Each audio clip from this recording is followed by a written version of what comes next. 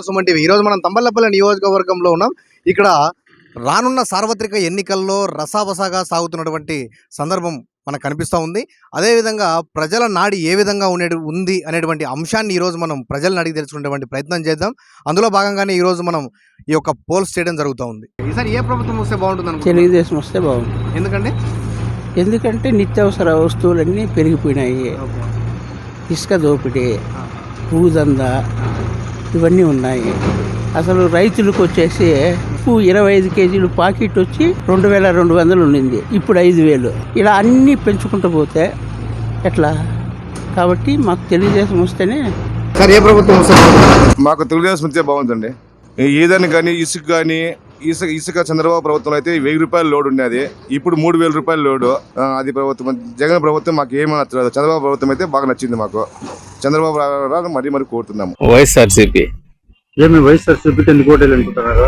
ఏదో కొన్ని పథకాలు పిల్లలకి విద్యా దీవెన, అమ్మఒడి వచ్చిండాయి, దానివల్ల వేయాలనుకుంటున్నాం.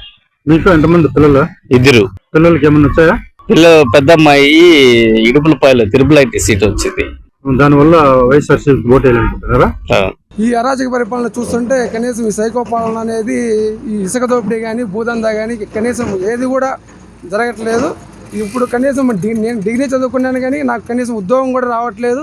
ఈ సైకో పోవాలని నేను ఈ ఇసుక దోపిడీ, ఈ భూ కబ్జాలు అనేటివి చాలా ఎక్కువ అయిపోయినాయి. ఈ అరాచక పాలన ఎప్పుడు పోతుందో ఏమో. తెలుగుదేశం ప్రభుత్వం వస్తే బాగుంటుందని చెప్పేసి నేను ప్రతిగా ఖండిస్తున్నాను. ఇది ఖచ్చితంగా తెలుగుదేశం ప్రభుత్వం రావాలి, వస్తేనే మన భవిష్యత్తు గురించి బాగుంటుంది అనేసి నేను తెలియజేసుకుంటున్నాను. ఇది యువతకు చాలా ఎక్కువగా చెప్పాల్సింది ఏమనగా, ఒక డిగ్రీ చేసినా కూడా ఒక ఉద్యోగం లేదు. ఏది కూడా చేస్తున్నా కానీ ఏం పని చేయాలని కూడా కదా అవకాశం లేదు మనకి.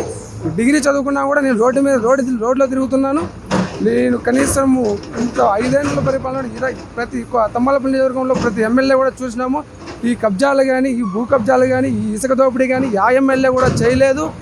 అది ఈ నాంది పలకాలని చెప్పి ఇక్కడ తెలుగుదేశం ప్రభుత్వమే రావాలని నేను మరీ కోరుకుంటున్నాను. చెప్పండి సార్, ఏ ప్రభుత్వం వస్తే బాగుంటుంది అనుకుంటున్నారు? ప్రభుత్వం ఏది వచ్చేది అనేది కాదండి. ప్రభుత్వం ఏది వచ్చినా ఉపాధి అవకాశాలు తీసుకురావాల. మేమేదో వచ్చినాము, దానికి 10,000 ఇస్తా ఉన్నాము, ఇక్కడ 10,000 ఇస్తా ఉన్నాము అని చెప్పుకుంటే ప్రభుత్వాలు మాకు వద్దండి.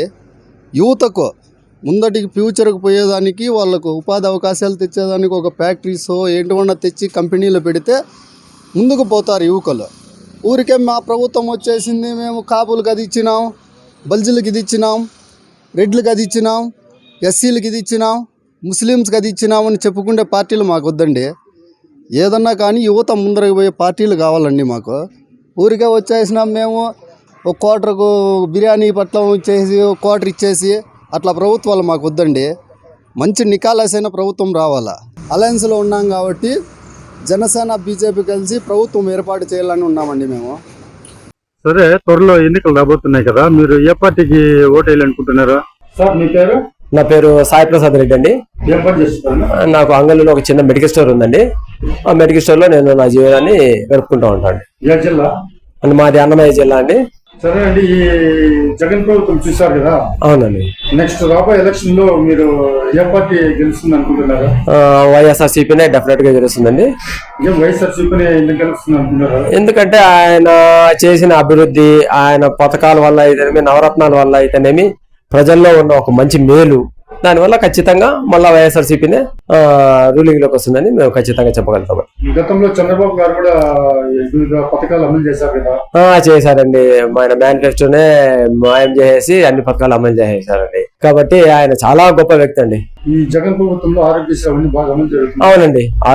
అసలు విద్య, వైద్యం ఎన్నింటితోనే ఆయన ఒక గ్లోలో ఉన్నారండి. ఆయన నెక్స్ట్ మీరు వైఎస్ఆర్సీపీకి ఓటేస్తారు? ఖచ్చితంగా వైఎస్ఆర్సీపీకి ఓటేస్తామండి.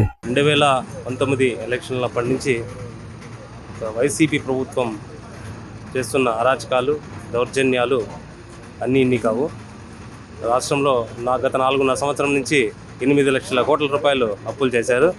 2009 నుంచి ఇంతవరకు 2024 వరకు ఏ ప్రభుత్వం చేయనన్ని లెక్కలేనని అప్పులు చేసి ప్రజల మీద ధరాభారం ఎక్కువ చేశారు.